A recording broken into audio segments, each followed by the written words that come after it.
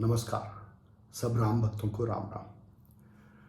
हनुमान जी के सिखाने पर रावण बहुत क्रोधित हो जाता है और उसके अंग को भंग करने का आदेश देता है। इस पर तुलसीदास जी लिखते हैं, सुनत बेहसे बोला दस कंधर, अंग भंग कर पठिए बंदर, कपि के ममता पूछ पर, सब हे कहूँ समझा, तेल बोरे पट बांधे पुने, पावक देहु लगा। पहले तो रावण को 10 कंधर कहा, 10 मुख वाला, मतलब रावण 10 मुखों से चीज़ों का सेवन करता है। उसको इतना मोह है, उसको इतनी चीज़ें चाहिए कि उसके लिए 10 मुख भी पर्याप्त नहीं है।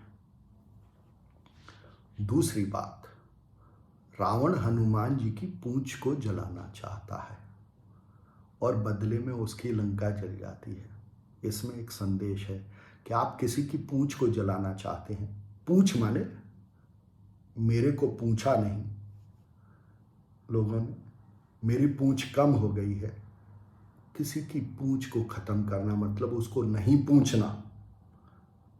ऐसे ही हनुमान जी की पूंछ को जब जलाया तो हनुमान जी बदले में रावण की लंका को जलाते हैं। तो जब आप किसी की पूंछ को जलाते हैं, खत्म करते हैं, तो ये मान के चलिए कि आपको फल में आपकी लंका का भी नाश होगा। इसलिए किसी की पूंछ से ध्यान से खेलिए, उसका आदर कीजिए, उसका अपमान मत कीजिए।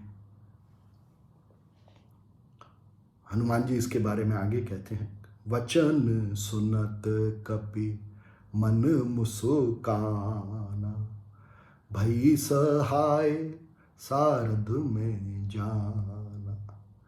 हनुमान जी इसके लिए रावण की चतुराई को दोष देते हैं और इसमें भी एक संदेश है कि हम जब जब अपनी चतुराई से किसी दूसरे का बुरा करना चाहते हैं तो उस समय यह नहीं देख पाते कि इसमें मेरा भी बुरा होगा। इसलिए अपनी चतुराई पे बहुत ज़्यादा भरोसा नहीं करना चाहिए, खासकर तब जब आप किसी दूसरे का अहित कर रहे हैं।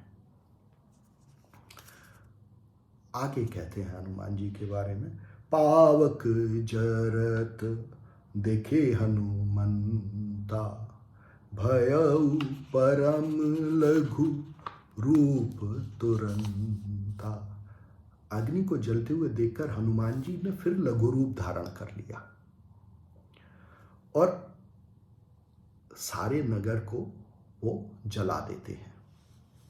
यहां तुलसीदास जी लिखते हैं, साधु अवज्ञा कर फलो ऐसा, जरए नगर अनाथ कर जैसा, जारा नगर निमिष एक माही, एक विभीषण कर ग्रह नाही।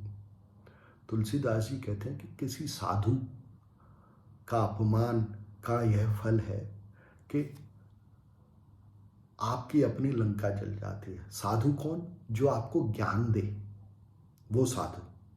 और उस साधु का जो आपको ज्ञान दे रहा है, जो आपको सिखा रहा है, जो आपको सही बता रहा है, उसका जब आप अपमान करते हैं तो आप अपने ही नाश को रचते हैं। और इसमें एक चीज और कह रहे हैं तुलसीदास जी कि सारी लंका जली पर विभीषण का घर नहीं जला। जिसकी आत्मा रूपी राम में भक्ति है, जो अपनी आत्मा को जानता है, जिसकी उसमें अनुरक्ति है, उसका नाश नहीं होता, उसकी पूंछ का नाश नहीं होता, उसके यश का नाश नहीं होता। तुलसीदास जी आगे लिखते हैं, ताकर दूत अनल जेहि सिर जा, जरा न सोते ही कारण गिरे जा, उलटे पलटे लंका सब जारी, कूदे पर आपने सिंधु मजारी। तुलसीदास जी कहते हैं कि हनुमान जी ज्ञान स्वरूप है, आत्मा के दूत हैं। वो इस अग्नि से नहीं जलते, ज्ञान का नाश नहीं होता कभी भी। सारी लंका जल गई, सारा मोह जल गया। इस संसार रूपी जो शरीर है, जिसका मन इस संसार के सुखों में लगा हुआ है, वो सब नाश को प्राप्त हुए, पर ज्ञान का नाश नहीं हुआ। हनुमान जी अपनी आग बुझा के सीता जी के पास जाते हैं, सीता जी से चिन्ह मांगते हैं आत्मा रूपी राम के लिए। सीता जी कहती हैं, चूड़ामणि उतारे तब दयाऊ, हर्ष समेत पवन सुत लयऊ। सीता जी हनुमान जी को अपनी चूड़ामणि देती है संदेश रूप में, राम रूपी आत्मा के लिए। चूड़ामणि क्या? चूड़ामणि का मतलब कि जो चूड़ी है वो मणियों से बनी हुई है, वो मणियां चूड़ियों में गुथी हुई हैं। इससे सीता जी संदेश दे रही हैं आत्मा रूपी राम को कि आप मेरे तन मन में बसे हो, आप ही मेरे मूल हो और आप ही को मेरी रक्षा करनी है।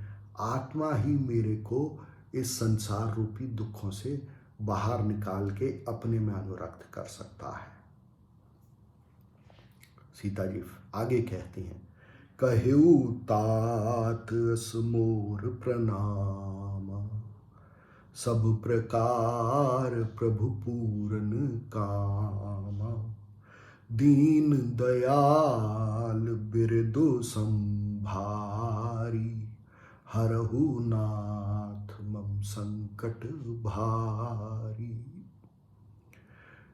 सीता जी हनुमान जी से कहती हैं कि हे हनुमान जी, आत्मा रूपी राम को मेरा प्रणाम कहिएगा और उनको ये बताइएगा कि आत्मा सब प्रकार से संतुष्ट है, सब प्रकार की कामनाओं को करने की उसमें शक्ति है। हे हनुमान जी, राम को उनका ये विरद या ये बाना याद दिलाइए कि वो हम सब दीनों का दुख दूर करने वाले हैं। उनमें इतनी शक्ति है कि वो हम सबों का दुख दूर कर सकें और इसलिए वो मेरा दुख दूर करें। मेरे पर जो संकट है, जो मैं इस संसार में व्यस्त हूँ, उस संकट से मुझे निकाल के अपनी अनुरक्ति में लगाएं। ये संदेश हनुमान जी के द्वारा सीता जी राम को देती हैं और यही संदेश हम भी दे सकते हैं राम को। कैसे? इस ज्ञान को प्राप्त करके कि मेरा मूल आत्मा है, मैं यह शरीर नहीं हूँ और मैं इन शरीरों के भोगों से जो दुख प्राप्त होते हैं वो मेरे लिए नहीं है। मेरे लिए तो आत्मा की अनुरक्ति रूपी सुख ही पर्याप्त है। कोशिश करें। धन्यवाद।